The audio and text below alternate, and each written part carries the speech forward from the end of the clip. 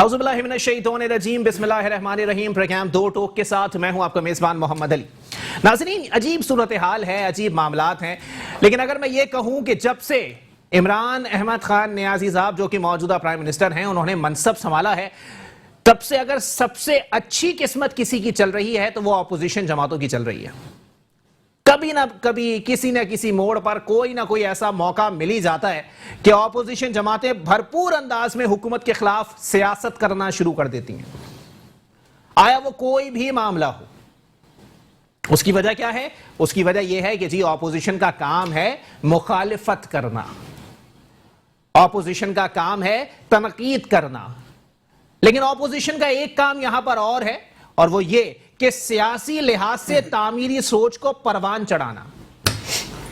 لیکن ایسا پاکستان میں جو اب نیا طرز سیاست آ گیا ہے اس کے اندر دور دور تک آپ کو کہیں دکھائی نہیں دے گا۔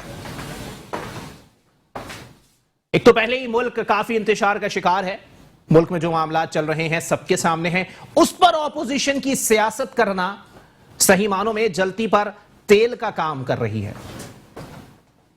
اگر صحیح معنوں میں کوئی حکمران کسی ملک کی صورتحال سے نبرد آزما ہے اور اسے کنٹرول کرنے کے لیے اپنا کردار ادا کر رہا ہے تو یہ صورتحال پاکستان میں پہلی مرتبہ نہیں آئی۔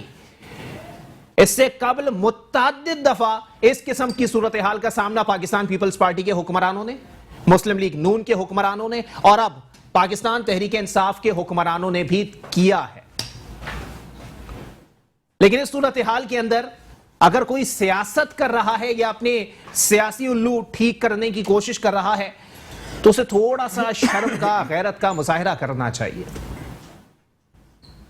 کہ آج لوگ ٹی وی پر بیٹھ کر مسلسل تنقید کر رہے ہیں کہ کل تک یہ تھا آج یہ ہو گیا، کل تک وہ تھا آج یہ ہو گیا، کل جیل میں ڈالا آج رہا کر دیا۔ خدارا باہر آ جائیے ان سب چیزوں سے۔ آپ اور میں اور نہ ہی یہ سلطنت اسلامی جمہوریہ پاکستان اس چیز کی متحمل ہو سکتی ہے جو انتشار، جو انارکی، جو فسادات اس وقت پاکستان میں برپا ہیں۔ خدا را ہوش کیجیے۔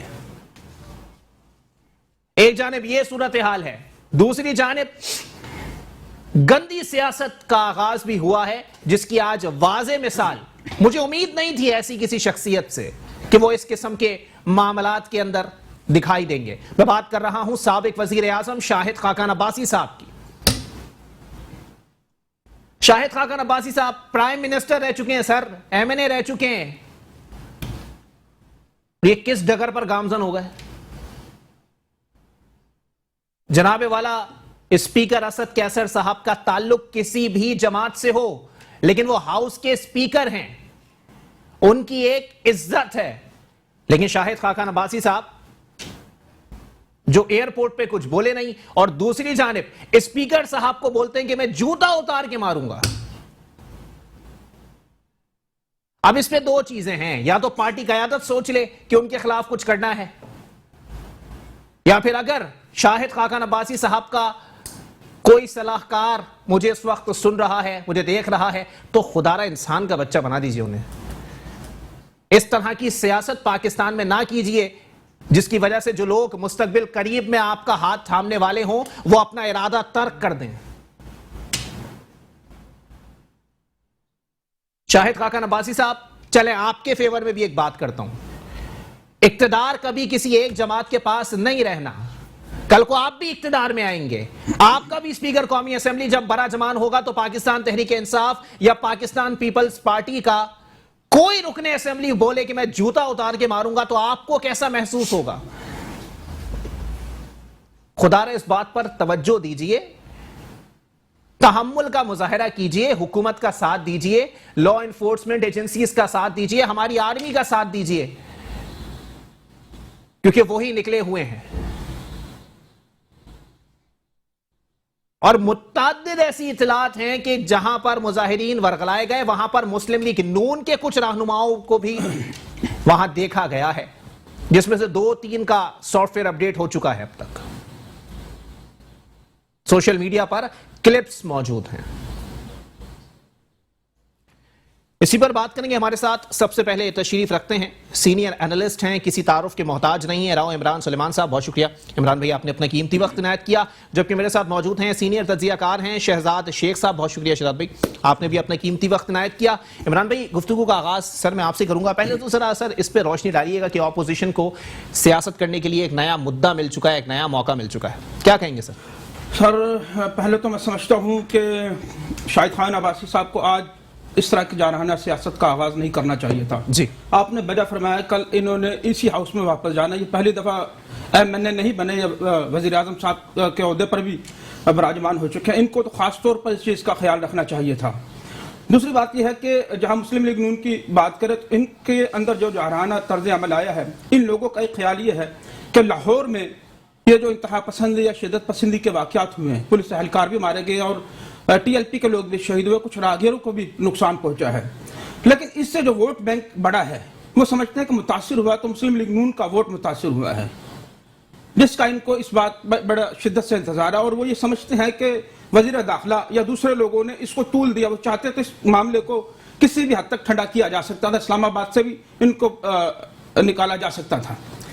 اچھا, دوسرا عمل یہ ہے کہ جوتے کی بات ہے. جامعہ نئی میاں میں میاں نواز شریف صاحب جوتا کھا چکے ہیں. وہ ایک مسجد میں جوتا پڑا تھا. یہ پارلیمنٹ ہے جہاں جھوٹ کا بازار گرم ہے, عوام کی تقدیر سے کھیلا جاتا ہے. آپ اور میرے جیسے لوگوں سے ووٹ لے کر یہاں پر عوام کی تقدیر کے ساتھ کھلواڑ کیا جاتا ہے.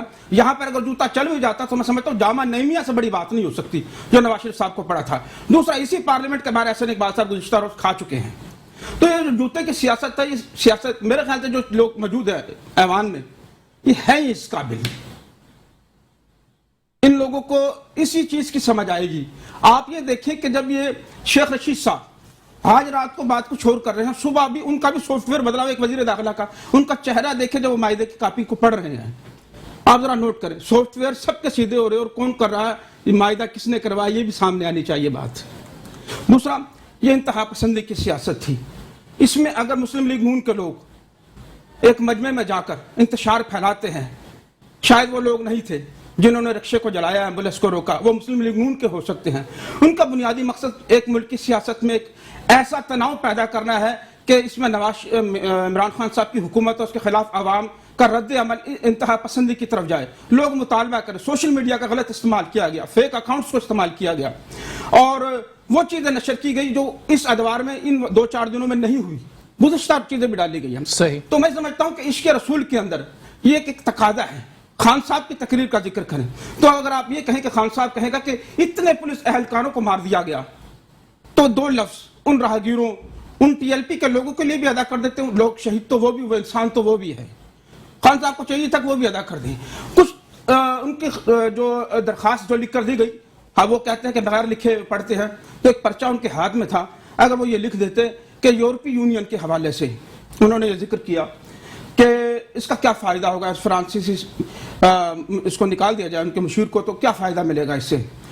تو نمبر 1 کہ ہمیں اس معاملے میں ختم نبوت کے معاملے میں ہم اللہ کو جواب دہ ہے, یورپی یونین کو جواب دہ نہیں ہے. جب ایک حدیث شریف میں آتا ہے کہ تم پر لازم ہے کہ تم نبی کریم صلی اللہ علیہ وسلم کی محبت میں اپنی اولاد, اپنے ماں باپ, اپنے بچوں, حتیٰ کہ خود کو قربان کر دو, اپنی سب سے زیادہ پسندیدہ چیز کو قربان کر دو. اس معاملے میں یورپی یونین کس کھیت کی مولی ہے؟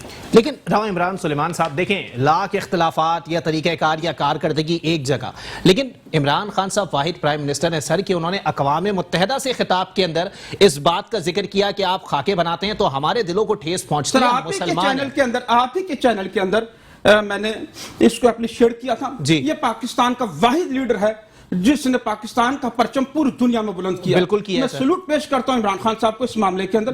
لیکن معاملہ یہ ہے کہ آج جب یہ ایوان میں قرارداد جا رہی تھی تو عشق رسول کے اندر وہ اقوام متحدہ میں جا کر پاکستان کی سربراہی کر سکتا ہے, اسلامی ملکوں کی سربراہی کر سکتا ہے. تو میرا سوال یہ ہے کہ یہ قرارداد پیش کرتے وقت ایک امجد علی نام کی ایک معمولی سی عام نے ہاتھ سے قرارداد دلوائی, اور اس قرارداد میں جو ذکر ہے وہ ذرا سنیے کیا ہے. وہ کہتا ہے کہ اس معاملے پر بحث کی جائے, وہ سفیر کو نکالنے کے لیے, دربدر کرنے کے لیے, ملک بدر کرنے کے لیے نہیں ہے. وہ فرماتے ہیں کہ اس پر بحث کی جائے. اور دوسری بات یہ ہے کہ عشق رسول کے لیے دنیا کے جو 50 ممالک ہیں ان کو اپنی تقریروں میں ذکر کیا جائے کہ وہاں پر ایسا نہیں ہوتا. یہ اپوزیشن والے بھی مسلمان ہیں بھائی, ان کو اعتماد میں لے کے اگر قرار دیتے تو قرارداد پیش کرتے تو 2-4 لائنیں یہ بھی ڈال دیتے.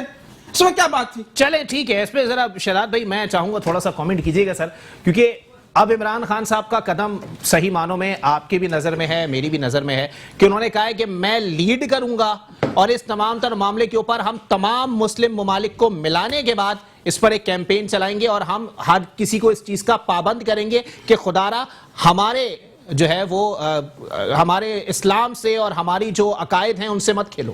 کیا کہیں گے شرف بھائی؟ دیکھیں قرآن میں سورہ بقرہ میں اللہ سبحانہ وتعالیٰ نے فرمایا وَلَن تَرْضَ عَنْكَ الْيَهُودَ وَلَا النَّصَارَىٰ حَتَّىٰ تَتَّبِعَ مِلَّتَهُمْ، سبحان اللہ، کہ تم سے یہود و نصارہ کبھی راضی نہیں ہوں گے جب تک کہ تم ان کی دین کی پیروی نہ کرو، ان کی ملت کی پیروی نہ کرو. جی ایک تاریخ ہے، یہ آج پہلی دفعہ نہیں ہو رہا. ان کا اسلام سے، مسلمانوں سے، رسول اللہ صلی اللہ علیہ وسلم سے ایک بغض ہے.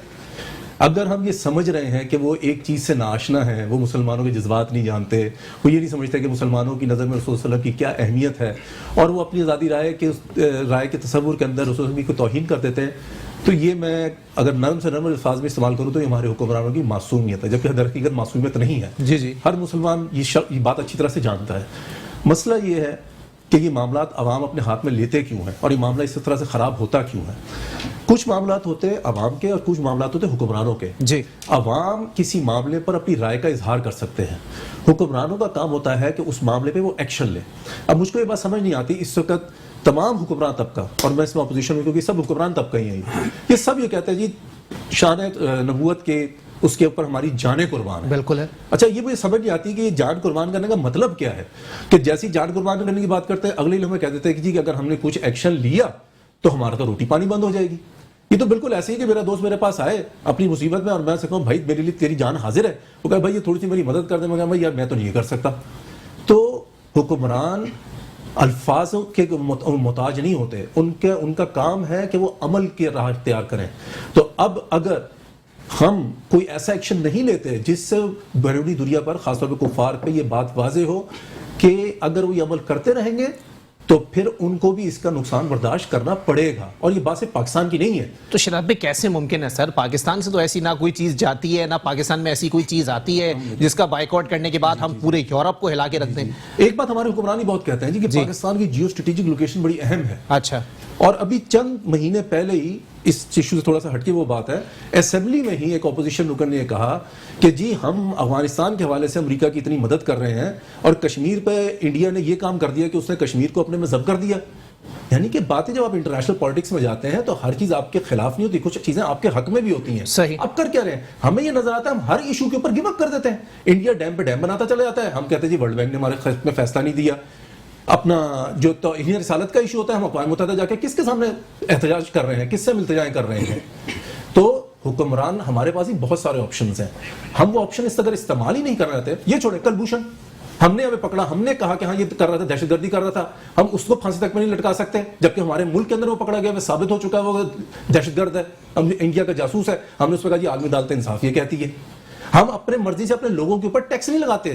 آئی ایم ایف کہنے پہ ٹیکس لگاتے کیوں؟ کہ جی مجبوری ہے، آئی ایم ایف یہ کہہ رہا ہے. یعنی کہ ایک طرف ہم یہ کہتے ہیں کہ ہم دنیا کی نیوکلیئر طاقت ہیں اور کوئی ہماری طرف میلی آنکھ اٹھا کے دیکھ نہیں سکتا، لیکن معمولی سے معمولی مسئلے کے اوپر ایسا صورتحال پیش کی جاتی ہے کہ جیسے ہم بنانا ریپبلک ہے.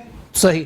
تو یہ بات جو ہے نا یہ بالکل غلط بات ہے. چلیں ٹھیک ہے شہزاد بھائی، آپ کا پوائنٹ آ گیا. ایک بریک کی طرف مجھے جانا ہے، بریک کے بعد پروگرام کو یہیں سے کنٹینیو کریں گے. کچھ اسی حوالے سے ہم ذرا اپوزیشن جماعتوں کا موقف جاننے کی کوشش کریں گے کہ آیا میں نے جو بات کی ہے کہ اس تمام تر معاملے پر اپوزیشن کو سیاست کا ایک وسیع موقع فراہم کر دیا گیا ہے، اس میں کتنی صداقت ہے. ایک بریک کے بعد واپس آتے ہیں. ویلکم ایک ناظرین، پروگرام کے سلسلے کو آگے بڑھائیں گے. اپوزیشن جماعتوں کے حوالے سے میں نے ایک جملہ چھوڑا تھا بریک پہ جانے سے قبل، اس پر جواب لیتے ہیں. مصطفیٰ بلوچ صاحب پاکستان پیپلز پارٹی سے مجھے جوائن کر چکے ہیں. بہت شکریہ مصطفیٰ بھائی، آپ نے اپنا قیمتی وقت عنایت کیا. جناب والا آواز آ رہی ہے آپ تک میری؟ جی جی جی، کیسے ہیں مصطفیٰ بھائی؟ الحمدللہ سر، آپ سنائیں خیریت سے ہیں؟ ذرا مصطفیٰ بھائی میں چاہ رہا ہوں اس پہ ذرا روشنی ڈالیے گا، کیونکہ ابھی میں شہلا رضا صاحبہ کا بھی اسٹیٹمنٹ دیکھ کر آ رہا ہوں اور دوسری اپوزیشن جماعتوں کے لوگوں کا بھی اسٹیٹمنٹ دیکھ کے آ رہا ہوں. کچھ اچھے الفاظ میں وہ اس تمام تر چیزوں کو یاد نہیں کر رہے ہیں. آگ لگی ہوئی ہے، بجھانے کی کوشش کر رہے ہیں، آپ تو ڈرم کے ڈرم تیل کے ڈال رہے ہیں سر. نہیں علی، آپ کی اس بات سے میں ڈس ایگری کروں گا. ہم اپوزیشن کی جتنی بھی جماعتیں ہیں، ہماری پوری کوشش ہے کہ یہ ایک سینسیٹیو معاملہ ہے اور اس معاملے میں ہم کوئی سیاست کے جو ہے نا وہ حق میں نہیں ہے. یہ ایک ایسا ایشو ہے جس پہ میں کہوں گا کہ حکومت وقت نے اپنے ہی معاہدے جو انہوں نے طے کیے تھے انہی معاہدوں کی مخالفت خود کی. پہلے جب معاہدے کیے تو معاہدہ کرتے وقت ان کو پارلیمنٹ کی یاد نہیں آئی. معاہدے کرنے کے بعد جب انہوں نے پھر ان پہ کریک ڈاؤن کیا تب ان کو پارلیمنٹ یاد نہیں آیا. کریک ڈاؤن کرنے کے بعد جب پابندی لگائی تب ان کو یہ پارلیمنٹ یاد نہیں آیا. پھر اس کے بعد کل وزیر اعظم جو ہے ان کو بجائے آج پارلیمنٹ آئے اور پارلیمنٹ میں آگے اس اہم ایشو پہ وہ اپنا ایک پالیسی اسٹیٹمنٹ دیتے, وہ پارلیمنٹ سے غائب رہے, غیر حاضر رہے. انہوں نے پریفر کیا کہ وہ قوم سے خطاب کریں. قوم سے خطاب میں ان کا موقف کچھ اور ہوتا ہے اور آج جو ہے نا پارلیمنٹ میں کوئی اور کہانی آتی ہے. تو دیکھیں یہ جو ایک ان کی کنفیوژن اور ایک یو ٹرن پہ یو ٹرن جو چل رہا ہے, اس پہ تو دیکھیں نا ملک کا آج یہ حال ہو گیا ہے کہ معاشی طور پہ تو ویسے ہی ہم اندھیرے کی طرف جا چکے تھے, اب لا اینڈ آرڈر کا بھی ایک کرائسس آ چکا ہے. اب مجھے آپ ایک بات بتائیں علی کہ اس پورے پروسیس میں دونوں طرف سے جو مارے گئے دونوں مسلمان تھے, چاہے وہ ٹی ایل پی کے کارکن ہو, چاہے ہمارے 500 سے زائد پولیس افسران جو زخمی ہوئے یا جن میں جتنے جو شہید ہوئے, تو ان میں یہ خون کس کے سر پہ ہے؟ ہم تو سیاست نہیں کر رہے, لیکن دیکھیں نا کوئی تو پوچھنے والا ہو کہ آپ کرنا کیا چاہ رہے ہیں, کس طرح, اب کیا گارنٹی ہے کہ یہ جو آج کریں گے یہ کل اس پہ قائم رہیں گے. لیکن مصطفیٰ بلوچ صاحب ٹھیک ہے آپ بڑی پازیٹیو بات کر رہے ہیں سر, لیکن یہ موقف آپ کے دیگر جو سینئر رہنما ہیں ان کا نہیں ہے. شہلا رضا صاحبہ کا آج کا سٹیٹمنٹ ہے کہ کل تک قلعدم کر دی گئی تھی, بعد میں جی انہی کا موقف لے کے آپ پارلیمنٹ میں چلے گئے. تو سر وہ پارلیمنٹ میں آئے تو مسئلہ, نہ آئے تو مسئلہ, چاہ کیا رہے ہیں سر؟ دیکھیں میں وہی بات کر رہا ہوں جو ہمارے چیئرمین بلاول صاحب کی پالیسی سٹیٹمنٹ ہے جو آج انہوں نے ٹویٹ بھی کیا جس کے بارے میں جی, تو ہم اسی پہ قائم ہے کہ ہم اس پہ کوئی سیاست نہیں کرنا چاہ رہے. ہم اس مسئلے پہ تو ہم چاہیں گے کہ ہم حکومت کے ساتھ کھڑے ہوں گے, لیکن اگر حکومت ایک بات پہ قائم تو رہے, وہ خود ان سے بیک ڈور پہ جو ہے نا وہ اگریمنٹ کر لیتی ہے, بند دروازوں میں بیٹھ کے ان سے ایک جو ہے نا وہ پیپر پہ جو ہے نا لکھ کے اگریمنٹ کر لیتے ہیں. پھر اس کے بعد وہ کہتے ہیں بھائی اچھا یہ اگریمنٹ ہے, اس پہ عمل نہیں کریں گے. پھر اس کے بعد جو ہے نا یہ یو ٹرن لے لیتے ہیں. پھر اس کے بعد یہ خود مان جاتے ہیں جب ان کا پروٹیسٹ سامنے سے آتا ہے. تو اب یہ ساری چیزیں جو ہو رہی ہیں یہ تو ان کے اپنے ہی جو ہے میں کہوں گا کہ ان کے اپنے ہی قول و فعل میں تضاد ہے. لیکن مصطفیٰ بلوچ صاحب اپوزیشن کا کردار ابھی تک آپ نے کلیئر نہیں بتایا سر. آپ نے حکومت پہ تبرہ کر لیا, میں چاہ رہا ہوں ذرا اپوزیشن کی شان میں کوئی قصیدہ ہی سنا دیں. اپوزیشن چاہتی ہے کہ یہ مسئلہ بالکل آسانی سے حل ہو. رمضان کا مہینہ ہے, ہم نہیں چاہتے کہ حالات خراب ہوں. لوگ ویسے ہی کورونا میں پریشان ہے, ویسے ہی معاشی طور پہ لوگوں بڑا ایک مشکل وقت گزر رہا ہے. تو اور مزید مشکلات میرے خیال میں لوگوں پہ ہم نہ ڈالیں. ہم اس مسئلے کو خوش اسلوبی سے بہتر طریقے سے آپس میں بات چیت کر کے اپوزیشن کو بھی یہ حکومت اگر ساتھ بٹھائے اور بیٹھ کے بات کرے اور اس مسئلے کو حل کرے تو یہ مسئلہ میرے خیال میں آسانی سے حل ہو سکتا ہے. لیکن مصطفیٰ بلوچ صاحب جو آپ لوگوں کا موقف ہے کہ بٹھائیں, بیٹھ کے بات کریں, ان کا بھی موقف سنیں, اپنا بھی سامنے رکھیں, یہ کام تو حکومت کر چکی ہے سر. شیخ رشید صاحب بھی جا رہے ہیں, پیر نور اللہ قادری صاحب بھی جا رہے ہیں, دیگر رہنما بھی جا رہے ہیں. اس کے علاوہ صاحبزادہ حامد رضا صاحب کی قیادت میں علماء کا وفد جا کے مل کے آیا ہے. تو سر یہ سب چیزیں تو پہلے سے ہو چکی ہے نا, اور مزید اس میں آپ کیا چاہ رہے ہیں سر؟ کون کیا پرائم منسٹر صاحب خود پہنچ جائیں؟ پرائم منسٹر صاحب کی تو لیڈ دینی پڑے گی نا. علی دیکھیں ایسے تو نہیں ہو سکتا کہ پرائم منسٹر صاحب خود پرائم منسٹر صاحب سے باہر نہ نکلیں اور وہ ایکسپیکٹ کریں کہ سارا یہ سینسیٹیو مسئلہ شیخ رشید بیٹھ کے حل کرے گا. کہیں نہ کہیں تو لیڈرشپ یونائٹڈ نیشن میں. سر شیخ رشید صاحب جو ہے وہ ورت والے انسان نہیں لگتے آپ کو؟ نہیں دیکھیں یونائٹڈ نیشن میں اسپیچ کر لیتے ہیں, اچھی بات ہے. تو اپنے پارلیمنٹ میں بھی آ کے آپ اگر قوم کو ایک پیج پہ لے آتے, آپ ایک مسئلے کو اگر صحیح طریقے سے سیٹل کر لیتے. اتنا بڑا کرائسس تھا, اتنے دنوں تک آپ کا پورا ملک مفلوج تھا, کراچی سے لے کے خیبر تک سارے آپ کے جو ہے نا وہ ایک سر نیا پاکستان اتنا پی ٹی آئی نے نہیں بنایا سر, جتنا اپوزیشن جماعتوں نے بنا دیا. مطلب نئے پاکستان میں وزیر داخلہ کی کوئی حیثیت ہی نہیں ہے, پرائم منسٹر خود ہر معاملے میں پڑے گا. آپ مجھے خود بتائیں نا وزیر داخلہ کی کیا سچویشن تھی ان کے. وزیر داخلہ کوئی چیز نہیں ہے. نہیں, وزیر داخلہ کی حیثیت ہوتی ہے, لیکن وزیر داخلہ کے اوپر ایک آپ کا پرائم منسٹر ہوتا ہے. دنیا کی جمہوریت میں یہی پرائم منسٹر جو آپ کے یو کے کی مثالیں دیتے تھے, سویڈن کی مثالیں دیتے تھے, دوسرے یورپی ممالک کی مثالیں دیتے تھے, تو وہاں پہ وزیر اعظم لیڈ لیتے ہیں. وہاں پہ آپ انٹیریئر منسٹری سے جو ہے نا پالیسیز اپنی آپ ریسپیکٹ نہیں کراتے, جو کہ ہیں دوسری پارٹی کے, وہ تو پارٹی کے بھی نہیں ہیں ان کے. چلے ٹھیک ہے مصطفیٰ بھائی, آپ میرے ساتھ لائن پر ہی موجود رہیے گا. شہزاد بھی میں چاہوں گا ذرا اس پہ تھوڑا سا کامنٹ کر دیں سر. پوری گفتگو آپ نے مصطفیٰ بھائی کی سنی, وہ کہہ رہے ہیں ہم چاہ رہے ہیں کہ خوش اسلوبی سے حل ہو جائیں, لیکن کہیں نہ کہیں نہیں بھی چاہ رہے کہ نہیں آؤں. کیا کہیں گے؟ دیکھیے بات یہ ہے کہ اس ملک میں مختلف حکمران آگے چلے گئے جی, کسی نے بھی اگر یہ چاہے توہین رسالت کے ایشو کو لے لیں یا دیگر اور مسائل کو لے لیں, انہوں نے وہ کام نہیں کیا جس کی عوام ان سے توقع رکھتے ہیں. اچھا, اور جب وہ کام نہیں کرتے جس ان کا عوام ان سے توقع رکھتی ہے تو لوگ پھر ان معاملات کو اپنے ہاتھ میں لینا شروع کر دیتے ہیں. صحیح. اور یہیں سے معاملات میں جو ہے نا وہ گڑبڑ پیدا ہونی شروع ہو جاتی ہے. تو ضرورت اس بات کی ہے کہ ایک طرف یہ دعوے دار ہیں یہ حکمران طبقہ کہ جی ہم عوام کے نمائندے ہیں, عوام ہمیں چن کے بھیجتے ہیں, لیکن عوام ان سے جو ڈیمانڈ کرتے ہیں وہ ان ڈیمانڈز کو پورا نہیں کرتے, اور جب حکومت میں نہیں ہوتے اپوزیشن میں ہوتے ہیں تو دعوے بڑے بڑے ہوتے ہیں کسی بھی ایشو کے حوالے سے. اچھا. اور جب حکومت میں آتے ہیں تو پھر مجبوریاں گنانی شروع کر دیتے ہیں. تو یا تو پہلے عوام کو بتایا کریں بھائی کہ یہ ہماری مجبوریاں ہیں, ہم یہ آپ کا کام کر سکتے ہیں, یہ کام نہیں کر سکتے. تو جب آپ اپوزیشن میں ہوتے ہیں تو اس وقت آپ کہتے ہیں کہ ہماری جان قربان ہے آپ کے لیے, ہم مہنگائی کم کر دیں گے, ہم جو ہے وہ ختم نبوت کے چیمپئن بن کے آپ کو دکھائیں گے. لیکن جب حکومت میں کوئی بھی جماعت آتی ہے پھر اس کے برعکس ہو رہا تھا. کوئی کہتا ہے ہم کشمیر لے کے دکھائیں گے, پھر پتہ چلتا ہے کشمیر کا سودا ان کے دور میں ہونا شروع ہوتا ہے, کشمیر ضم ہو جاتا ہے, کوئی کشمیر بورڈ اتار دیتا ہے. تو یہ سب کا کردار جو ہے نا عوام کے سامنے بڑا واضح ہے, اور یہی بدقسمتی ہے کہ لوگ مایوس ہوتے چلے جا رہے ہیں اپنے حکمران طبقے سے. چلے ٹھیک ہے, دوسرے مسائل تو ایک طرف رکھ دیں شہزاد بھائی, کیونکہ یہ بہت الگ مسئلہ ہے. اس پہ آپ مجھے بتا دیں سر, ایک پرائم منسٹر, بار بار میں اس چیز کی نشاندہی کر رہا ہوں, ایک پرائم منسٹر قوم سے خطاب ہو یا اقوام متحدہ سے, وہ مسلسل ترجمانی کر رہا ہے, وہ کہہ رہا ہے کہ آپ جو کر رہے ہیں وہ ہمارے لیے صحیح نہیں ہے سر. تو اور آپ کیا ایکسپیکٹ کرتے ہیں ایک پرائم منسٹر سے؟ سر یہ بالکل ویسے ہی ہے کہ میرا پرائم منسٹر روزانہ آ کے ٹی وی پہ یہ کہے مجھے پتا ہے آپ مہنگائی کی چکی میں پس رہے ہیں, میں بڑی کوشش کر رہا ہوں لیکن میں کیا کروں, مہنگائی. اچھا, یہ مثال نہیں ہے, یہ عملی چیز ہے. بالکل بالکل ایسا ہوتا ہے. تو اب آپ مجھے بتائیں کہ میں کیا پھر اس کے بعد میں کیا کروں. مطلب کہ میں حیران رہ گیا, مجھے یقین, اگر میں فوٹیج خود نہ دیکھی ہوتی کہ ہمارے پرائم منسٹر نے ایک پروگرام میں جب ان سے ایک اینکر نے سوال کیا, خاتون اینکر نے, کہ آپ کے ان اقدامات کی وجہ سے جس سے آپ دعویٰ کریں گی اکانومی اسٹیبلائز ہو رہی ہے لیکن لوگ خودکشیاں کر رہے ہیں, تو آگے سے کہتے ہیں پھر میں کیا کر سکتا ہوں. حکمران سے لوگ یہ توقع نہیں رکھتے, حکمران سے لوگ توقع رکھتے ہیں عمل کا, اور اگر وہ سمجھتا ہے کہ وہ کام نہیں کر سکتا then he should step down. اچھا, اور کسی اور کو. تو سر اگر صحیح معنوں میں حکمران اس معاملے پر بھی, اگر بقول آپ کے کہ اس معاملے پر بھی اگر وہ حکمرانوں سے کوئی امید نہیں رکھ سکتے, تو آگے کردار کس کا رہ گیا سر؟ سر کردار امت کا کھلا چھوڑ دیں سر. بالکل نہیں کھلا نہیں. یقیناً لوگ ہیں ایسے جو کہ اس ایشو کے حوالے سے امت کو گائیڈ کرتے ہیں کہ اس مسئلے کا اصل میں حل کیا ہے. مثال کے طور پہ دیکھیں اس کا مسئلہ کیا ہے. دیکھیں اس وقت ایک بات حکمران طبقہ بھی خود یہ کہہ رہا ہے کہ جی ہم اکیلے نہیں کر سکتے, پورے مسلمان ممالک کو اکٹھا ہونا پڑے گا. ٹھیک ہے, اب مسلمان ممالک اکٹھے کیسے ہوں گے؟ OIC کے ذریعے تو آج تک نہیں ہوئے, نہ آئندہ کبھی ہوں گے. جی, اگر اس ایشو پہ ماضی میں کبھی بھی مسلمانوں نے ایفیکٹولی اس کو رسپونڈ کیا تو اس وقت کیا جب مسلمانوں کی ایک نمائندہ ریاست ہوتی تھی جس کو ماضی میں خلافت کے نام سے جانتے تھے. جی جی جی, جب تک ایسا تھا تاریخ میں کمزور ترین خلافت کے دور میں, زیادہ پرانی بات نہیں کر رہا, 1890 میں خلیفہ عبدالحمید دوئم. جی جی, اور اس کا تو اس خلافت کا یہ حال تھا کہ اس کو یورپ کا مرد بیمار کہا جاتا تھا, اور دو اس وقت کی سپر پاورز برطانیہ اور فرانس نے اپنے وولٹیئر کا ڈرامہ چلانے کا اعلان کیا.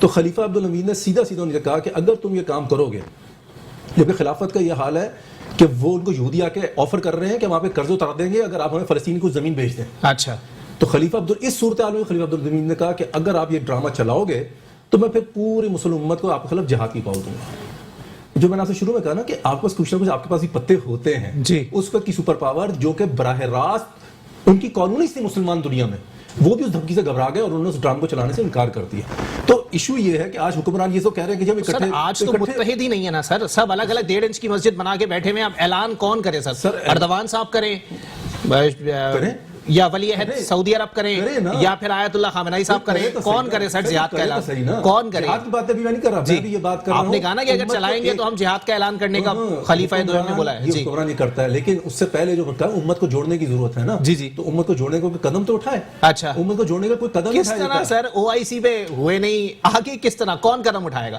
سر؟ کوئی نہ کوئی مہاتیر محمد صاحب اٹھائیں گے, کوئی بھی جو اردوان صاحب اٹھائیں گے. جو اسلام سے مخلص ہوگا وہ کبھی بھی موجودہ ورلڈ آرڈر کو تسلیم نہیں کرے گا. وہ قدم اٹھائے گا جو اسلام اس سے ڈیمانڈ کرتا ہے, اور وہ یقیناً قدم کبھی بھی آسان نہیں ہوگا, وہ مشکل ہی ہوگا. اچھا, وہ آسان کبھی بھی نہیں ہوگا, لیکن وہ قدم اٹھانا پڑے گا, اس کے علاوہ کوئی چارہ نہیں ہے. چلے ٹھیک ہے. جی عمران سلیمان صاحب. بالکل بجا فرمایا انہوں نے کہ عمران خان صاحب خود اپنے اپوزیشن میں ہوتے تھے تو کہا کرتے تھے کہ ہم کشکول کو توڑ دیں گے, IMF کے دروازے ہمیشہ کے لیے بند کر دیں گے. آج ان کی مجبوریاں سب کے سامنے ہیں.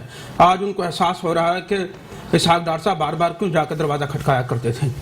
ان کو یہ معلوم ہونا چاہیے. آپ دیکھیں کہ جن لوگوں کو پرائم منسٹر صاحب چور ڈاکو کہا کرتے تھے ان کو کبھی وزیر اعلیٰ بنا دیتے. اور اب تو 1997 میں جس شخص کو کینیڈا سے کھینچ کے لائے تھے نواز شریف صاحب, اور یہ شوکت ترین صاحب جی جی جی تو 230 ملین ڈالر کا خسارہ تھا ابھی بینک کو ہمارے. اچھا تو وہ جب گئے تو 30 ملین ڈالر کا اضافہ کر کے گئے اس میں خزانے میں. صحیح. لیکن خوشی کی خبر یہ تھی کہ اخبارات اس زمانے کو اٹھا کے دیکھیں تو خبریں یہ ملیں گی کہ اس ملک کا سارا آٹا شیر کھا گیا.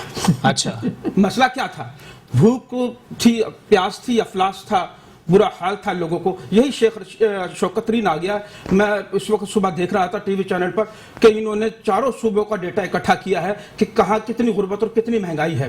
میں تو اللہ سے کر رہا تھا کہ وہ اس کے حساب سے مزید بڑھانے کی تیاری کر رہا ہے. یہ آٹا کھا گیا، یہ انسانوں کی جان کھا جائے گا. یہ اس طریقے سے خسارے کم نہیں ہوتے. ان کو خسارے کم کرنے کے لیے کیوں ہے ایسا کہ جو بندہ آ رہا ہے وہ ایک متنازع شخصیت کا حامل ہی آ رہا ہے؟ سر میری بات سنیں. ان کو اپنے خسارے کم کرنے پڑیں گے، اپنے اخراجات پورے کرنے پڑیں گے. ساری گاڑیاں پرائم منسٹر ہاؤس کی بیچنے کے بعد دوبارہ خرید لی گئی. بھینسیں بیچ کر باہر سے اتنا دودھ منگا لیا، وہ سارا راجپور ڈیری ملک والا امیر ہو گیا. یہ آپ یہ سوچیں کہ جو انہوں نے اقدامات کیے، کون سی یونیورسٹی بنی، کون سا گورنر ہاؤس گرا، کہاں کی وہ آپ یہ امیر سے امیر تر ہوتے چلے گئے. یہ ساری چیزیں 2-4 دن کا دکھاوا تھا. 100 دن کا ایجنڈا تھا کہ میں 100 دن نہ کر سکوں تو مجھے کر دینا. میرے خلاف دو لوگ بھی باہر نکل آئے گا تو میں حکمرانی چھوڑ دوں گا. اب تو پورا ملک باہر آ چکا ہے. اچھا آپ یوٹیلیٹی اسٹور کے اوپر جا کر دیکھیں کیا حال ہے ان کا. شناختی کارڈ کے اوپر 85 روپے کلو چینی دی جا رہی ہے اور اس کے بعد گریبان سے پکڑ کے کہتے ہیں خالی چینی لینے آیا تو باقی سامان لے. لسٹ دکھاتا اس کو کچھ نہ کچھ اور خرید پھر تجھے چینی دوں گا. وہ بیچارہ کہتا 85 روپے لے کے آیا تھا بھائی میں. اچھا میں کہاں سے خریدوں؟ تو لوگوں کی ذلت کی جا رہی ہے. انسانی حقوق کی کھلی خلاف ورزی ہے. یہ میرے بھائی سن رہے ہیں. ان سے یہ پوچھا جائے کہ ان کا جو چیئرمین ہے وہ بلاول بھٹو وہ کیا کر رہا ہے. اب وہ تو بیچارہ بیٹھ کے تماشا دیکھ رہا ہے کہ زیادہ خون خرابہ حکومت جائے. اچھا اپوزیشن کی یہ نیت ہوتی ہے اچھا کہ ملک میں انارکی پھیلے تو ہم آئیں گے نا. چلے ٹھیک ہے جی. اس سے اصل میں بریک کی طرف جا رہا ہے. میری بات پوری ہو جائے. اچھا ان سے سوال یہ کریں کہ بلاول بھٹو صاحب انسانی حقوق کے چیئرمین ہیں کہ نہیں؟ اچھا وہ دھوپ میں مرتی ہوئی مائیں بہنیں اور وہ لوگ کھڑے ہیں ان کو وہ نظر نہیں آ رہے. وہ 85 روپے چینی کے وہ بھی کشمیر کی طرح مظلوم لوگ ہیں اس وقت کھڑے ہیں جو. چلے ٹھیک ہے اس کا جواب لے لوں گا میں. مصطفیٰ بلوچ صاحب میرے ساتھ اس وقت لائن پر موجود ہیں لیکن ایک بریک کے لیے مجھے کہا جا رہا ہے. بریک کے بعد پروگرام کو یہیں سے کنٹینیو کریں گے. ویلکم ایک ناظرین، پروگرام کے سلسلے کو آگے بڑھائیں گے. مصطفیٰ بلوچ صاحب جو بات میں نے آپ سے کی تھی وہی بات راؤ عمران سلیمان صاحب کہہ رہے ہیں کہ ایک جانب آپ کے چیئرمین صاحب جو ہیں وہ چیئرمین کے ساتھ جو ہے وہ انسانی حقوق کے چیمپئن بھی بنے ہوئے ہیں. کلیئر کر دیں سر کہ آپ لوگ چاہ رہے ہیں کہ مزید انتشار ہو، انارکی پھیلے، فسادات ہو، خون بہے تاکہ پھر ہماری باری آئے، حکومت جائے. کیا کہیں گے سر؟ نہیں بالکل میں اس بات سے بالکل آپ کے متفق نہیں ہوں. دیکھیں بلاول صاحب وہی ہیں جنہوں نے اس وقت عمران خان کو للکارا تھا جب دوسروں کی ٹانگیں کامتی تھی. اس کے سامنے بات کرتے ہوئے یہ ایک وہ اس وقت کا فرعون تھا.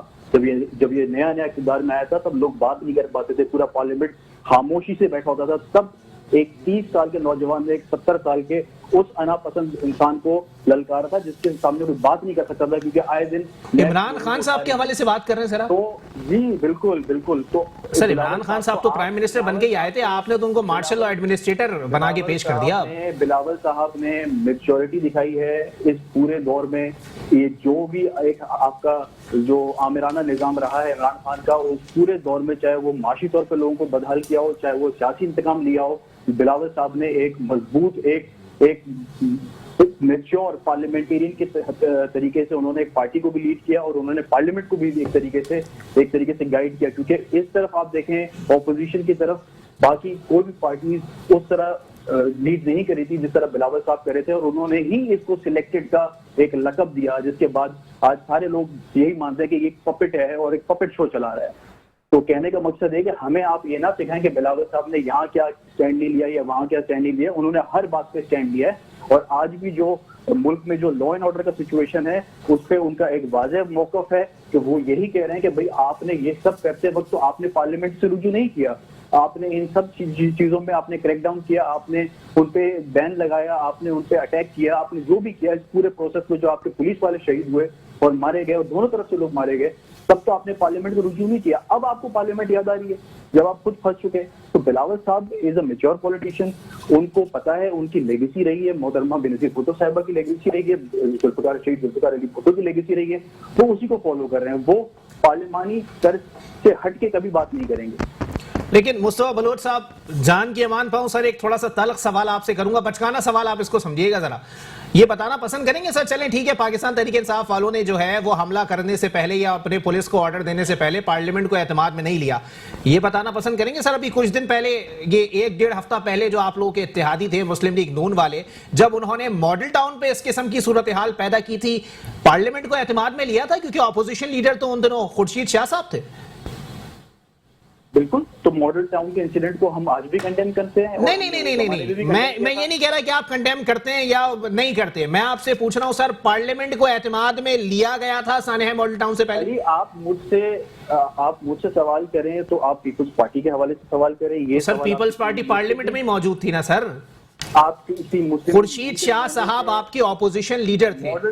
ماڈل ٹاؤن کا قصہ جو بھی تھا اس میں آپ اگر کسی مسلم لیگ نون کے نمائندے سے پوچھیں گے تو وہ بہتر بات نہیں، آپ بات نہیں سمجھ رہے سر، تو پھر پاکستان تحریک انصاف والوں نے اگر یہاں حملہ کیا تو میں پی ٹی آئی والوں سے ہی پوچھوں، پھر میں پیپلز پارٹی کا موقف جاننے کی کوشش کیوں کروں؟ میں آپ سے یہ سوال کر رہا ہوں کہ آپ کہہ رہے ہیں کہ ان پہ حملہ کرنے سے پہلے پارلیمنٹ کو اعتماد میں نہیں لیا گیا، پولیس گردی سے پہلے ان کو اعتماد میں نہیں لیا گیا، فائرنگ کے آرڈر سے پہلے اعتماد میں نہیں لیا گیا، میں یہ پوچھنا چاہ رہا ہوں کہ یہی تمام تر صورتحال ماڈل ٹاؤن میں ہوئی تھی، تب پارلیمنٹ کو اعتماد میں لیا گیا تھا؟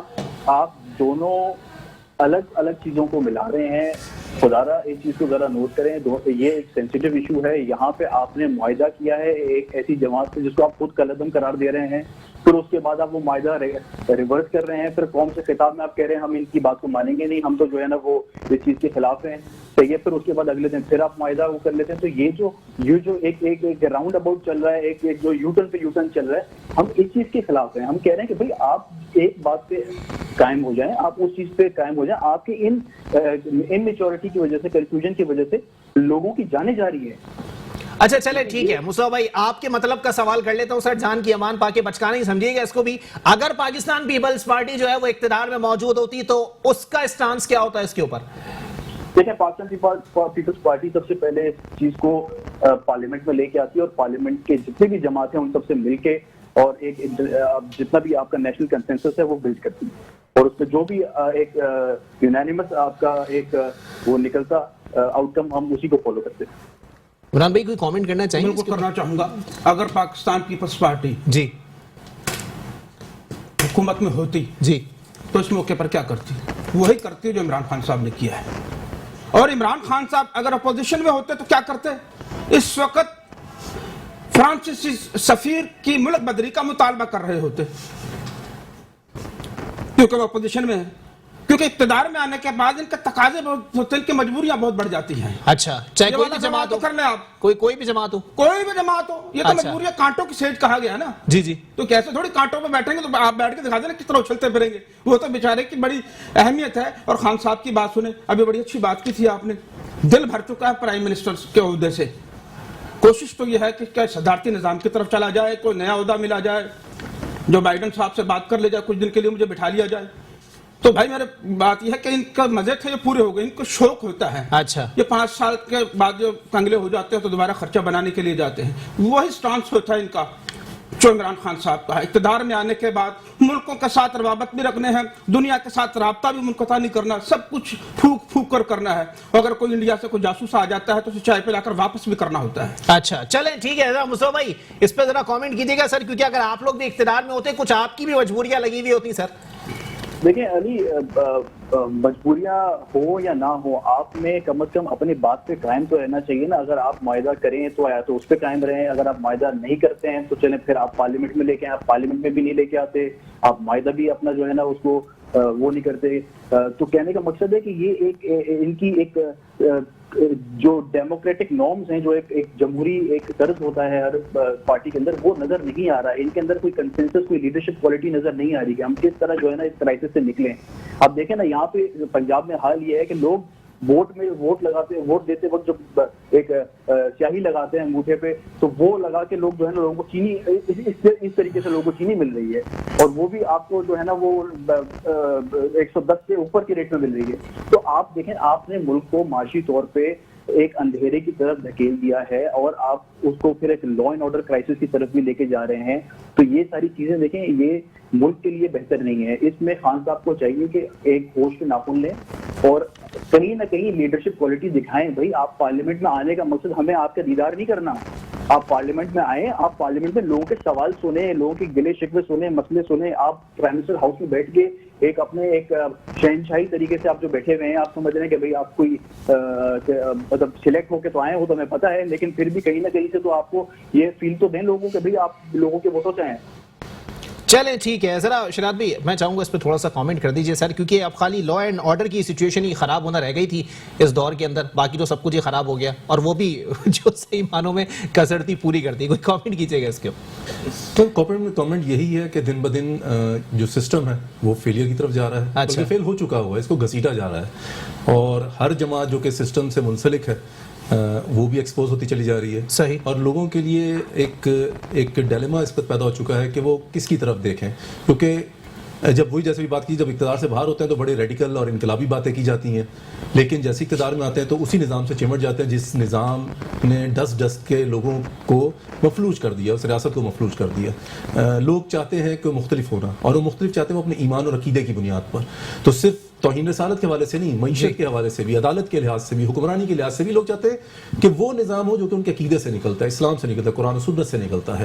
جتنی اب تک پارٹیز آئی ہیں, جب وہی بات کہ جب حکمرانی سے باہر ہوتے ہیں انہیں پتہ لوگ اسلام سے محبت رکھتے ہیں, وہ اسلام سے ملتا جلتا کوئی نعرہ ایجاد کر کے لوگوں کے سینٹیمنٹس کو اپنے ساتھ کرتے ہیں. جی جی, لیکن مشہور زمانہ ریاست مدینہ سر, یہ تو آ چکا اور آگے بھی پتہ نہیں کب تک چلتا ہے. تو لوگ دن بہ دن ناامید ہوتے چلے جا رہے ہیں اس نظام سے وابستہ سیاسی جماعتوں سے, اور لوگ انتظار میں کوئی حقیقی معنوں میں کوئی انقلابی قیادت ہے جو کہ ان کے دین کی بنیاد پہ کہ ان کے سامنے انقلابی پروگرام پیش کرے. لیکن شراط بھائی دیکھیں, موجودہ سیاسی قیادت ہے, سیاسی جماعتیں موجود ہیں, ان میں سے کسی نے اگلی بار اقتدار میں آنا ہے, اور معذرت کے ساتھ شراط بھائی آپ شاید اس بات سے اتفاق کریں نہ کریں, ان میں سے کسی کو نہیں پتا کہ انقلاب کس چڑیا کا نام ہے پاکستان کے اندر. ان میں سے اس لیے کسی کو نہیں پتا انقلاب, کیونکہ انقلاب کا مطلب یہی ہوتا ہے کہ جو مروجہ نظام, جو موجودہ نظام ہوتا ہے جی, آپ اس سے الگ کسی نظام کی بات کر رہے ہوتے ہیں. صحیح. در حقیقت یہ سب اسی نظام کی بات کر رہے ہوتے ہیں. تو جب اپوزیشن میں ہوتے ہیں تو ہم یہی کہتے ہیں کہ خودکشی کر لیں گے, IMF کے پاس نہیں جائیں گے, لیکن چونکہ اور عوام کی معصومیت یہ ہوتی ہے کہ وہ ان کی بات پہ یقین, وہ یہ نہیں کہتے اچھا آپ نہیں جائیں گے تو بتائیں پھر کیا کریں گے آپ. اچھا, اس کا بھی لوگ زندہ باد مردہ باد کرتے ہیں, اور پھر جب اقتدار میں آتے ہیں تو ان کی تو کوئی تیاری تو ہوتی نہیں ہے کہ آلٹرنیٹ کیا ہوگا. اچھا, تو پھر آلٹرنیٹ یہی ہوتا ہے کہ پھر شوکت عزیز ہوں گے, شوکت ترین ہوں گے, عبدالحفیظ شیخ ہوں گے, یہی سب چیزیں ہوں گی. تو وہی چیزیں پلٹ کے دوبارہ آ جاتی ہیں. تو کوئی امید نہیں ہے. یہ آپ بالکل چل کر کہ یہ جو ایک سرکس چلی ہوئی ہے, ایک میوزیکل چیئر چل رہی ہے, اگر 2 کرداروں سے دل بھر جاتا ہے تو ایک تیسرا کریکٹر ڈال دیا جاتا ہے تاکہ لوگوں کو دوبارہ اس نظام سے جوڑ کے رکھا جائے. کیونکہ جس تبدیلی کی طرف ہم جانا چاہتے ہیں یا لوگ چاہتے ہیں وہ اس وقت تک نہیں آ سکتی جب تک کہ لوگوں کی تھوڑی سی بھی امید اس نظام سے بندھی رہے گی. اس لیے 10-15 سال بعد ایک نیا گھوڑا لے کے آ جاتے ہیں. صحیح. نواز شریف لائے گئے تھے یہ کہہ کے یہ روایتی سیاستدان نہیں ہے, پہلی دفعہ ایک انڈسٹریلسٹ آ رہا ہے. جی, ورنہ تو ہمیشہ ایک سیاسی خانوادے ہوتے تھے, جاگیردار وڈیرے. پھر جب وہ کارتوس چل گیا تو اب بالکل ایک ایسا بندہ لے کر ہے جس کا سیاست سے لینا دینا نہیں تھا, نہ وہ صنعت کار تھا, نہ تاجر تھا, نہ وڈیرا تھا, تو آپ نے اس کو لے گیا. لیکن اب چونکہ وقت بہت آگے نکل گیا تو وہ جو نیا کارتوس یا نیا گھوڑا بھی جو ہے نا وہ 2-2.5 سال سے زیادہ چلتا نظر نہیں آ رہا. اچھا چلیں جی, عمران بھائی کوئی کامنٹ کرنا چاہیں گے سر؟ دیکھیں عوام ان کو دوبارہ کیوں لے کر آتی ہے. ہمیں موجودہ دور پچھلے دور سے برا لگ رہا ہے. اس دور میں کچھ چیزیں سستی تھی, اچھا, ہمارے قوت خرید میں تھی. صحیح. میں فلاں چیز آسانی سے خرید لیتا تھا, میری تنخواہ بھی ٹھیک تھی. جی, یہاں آ کر تو میری تنخواہ تو وہی ہے, مگر معاملات بگڑ گئے ہیں, چیزیں مہنگی ہو گئی ہے. عوام کیا سوچتی ہے, اس سے اچھا تو پہلے کا دور تھا. تو انہی چوروں ڈاکوؤں انہی لوگوں کو ہم دوبارہ یاد کرنے لگ پڑتے خود سے. سر کوئی حکمران دعویٰ نہیں کرتا نا عمران بھائی کہ اوورسیز پاکستانی پاکستان میں آگے سرمایہ کاری کریں. اب دیکھیں میں کیا کرتا ہوں, اوورسیز پاکستانی آگے پاکستان میں سمندر دیکھتے اور بولتے ہیں پتہ نہیں کہاں آ گئے. شوکت خانم ہاسپٹل اور پاکستان میں آپ کو کوئی ڈفرنس نظر آتا ہے؟ نظر آتا ہے کچھ؟ پاکستان اور شوکت خانم. جی, عمران خان صاحب کی کتنی زبردست منطق ہے یہ, میں قربان جاؤں پر اپنے پرائم منسٹر پر. وہ کہتے ہیں کہ انہوں نے شوکت خانم کی جو ایڈوائزری کمیٹی تھی جی, اس کو بڑا خوب انداز میں چلایا. صحیح. لہٰذا مجھے نظر آ گیا تھا میں اگر پرائم منسٹر بنا تو اس کو لے کر آؤں گا میں. اچھا, شوکت ترین صاحب کو. جی جی, وجوہات یہ نکالی, پاکستان کے نظام کو یا تو کرکٹ کا میدان بنا لیتے ہیں یا پھر شوکت خانم ہاسپٹل بنا دیا جائے. یہ ایک الگ سے, یہ کوئی ادارہ نہیں ہے, پاکستان ایک ریاست کا نام ہے. یہاں کی عوام کی بھی جذبات ہے, یہاں کے کچھ خد و خال ہیں, ہمارے کچھ زبانیں ہیں, ہمارے کچھ خیالات ہیں, کچھ احساسات ہیں. ان کو روند کر تو آپ ہم پر حکمرانی کر سکتے ہیں, ان کو پورا کسی صورت میں بھی نہیں کر سکتے. ابھی تک ایک کراچی کے عوام ایم کیو ایم کے بعد جس سے محبت کی ہے وہ یہ ہے 20 میں سے 14 سیٹیں MNA کی دے دی 30 سیٹیں جھولی میں لا کر ڈال دی صوبائی اور انتظار کر رہی ہے K4 منصوبے پر جو سندھ حکومت نے مذاق اڑایا آج وہ 2 سال میں اڑا رہے ہیں کبھی ڈیزائن میں تبدیلی آ رہی ہے اب 3 سال کے لیے پانی کے لیے قوم اور لٹک گئی ہے اور اس انتظار میں ہے کراچی میں اب کی بار بلدیاتی انتخابات ہوئے تو ہم جیتیں گے پھر توقع بھی ہم سے یہی کرتے ہیں کہ ہم ان کو دوبارہ جا کے ووٹ دیں تو نظام کی تبدیلی کے لیے بہترین حل یہ ہے کہ عوام جو ہے نا اپنے اچھے اور برے کو خود تمیز کرے لیکن افسوس کا مقام یہ ہے کہ اچانک لوگ جیت جاتے ہیں یہ ریپڈ ختم ہونا چاہیے کہ فارم غائب ہو گیا 7 بجے کے بعد ووٹنگ بند ہم ووٹ دے کر آ جاتے ہیں لیکن جیت کوئی اور جاتا ہے اس نظام کو ختم ہونا چاہیے چلیں ٹھیک ہے مصطفیٰ بلوچ صاحب لاسٹ کامنٹ کر دیجئے گا سر ذرا اس حوالے سے آپ کے لوگ بڑا ڈیمانڈ میں چل رہے ہیں سر کبھی حفیظ شیخ آ جاتے ہیں کبھی شوکت ترین صاحب آ جاتے ہیں سر ماشاءاللہ کیا بڑے بڑے سپوت چھوڑے میں آپ نے دیکھیں پہلی بات تو یہ ہے کہ میں اس چیز پہ بلیو کرتا ہوں کہ جمہوریت ہی بہترین حل ہے اور اس کے علاوہ آپ کوئی اور طریقے سے ملک نہیں چلا سکتے ہاں اس جمہوریت کے جو پروسیس ہے جو کہ الیکشن ہوتا ہے اس الیکشن میں اگر ووٹ چوری ہوتی رہے گی RTS سسٹم ہو یا دھاندلی کا جو سسٹم ہو جو کہ ووٹ پولنگ اسٹیشن سے دھاوا بول کے ووٹ چوری کی جاتی تھی ایک زمانے میں تو وہ چیزیں اگر آپ روک لیں اس چیز کا ایک شفاف پروسیس لے آئیں تو ضرور جو ہے نا عوام کے جو ہی وہی نمائندے واپس اقتدار میں آئیں گے ایوانوں میں آئیں گے جو عوام خود پسند کرتی ہے RTS کا سسٹم نہیں ہوگا کہ عوام ووٹ دے کسی اور کو اور ایوان میں پہنچے کوئی اور چلیں ٹھیک ہے بہت شکریہ پاکستان پیپلز پارٹی سے مصطفیٰ بلوچ صاحب میرے ساتھ موجود تھے شراد بھائی لاسٹ کامنٹ دے دیجیے گا اس حوالے سے آگے صحیح معنوں میں اب اگر حکمرانوں سے امیدیں نہیں ہیں علماؤں کا کردار ہے سر علماؤں کو کیا کردار ادا کرنا ہے اس صورتحال سے نمٹنے کے لیے علماء کا کردار ہمیشہ سے یہ کہ وہ دین کے حوالے سے لوگوں کی رہنمائی کریں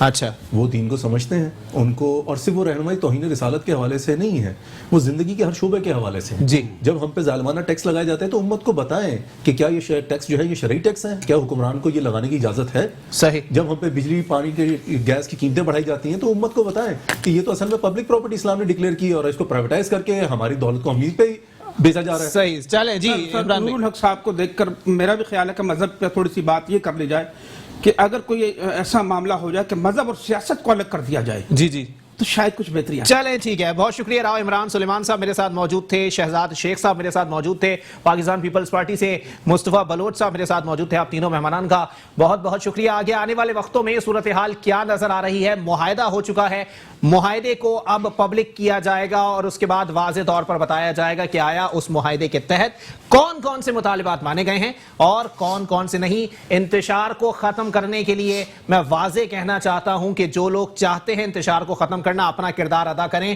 بیان بازی سے گریز کریں یہ بیانات جو ہیں وہ جلتی پر تیل کا کام کر رہے ہیں ایسے کے ساتھ اپنے میزبان محمد علی کو دیجیے اجازت اللہ حافظ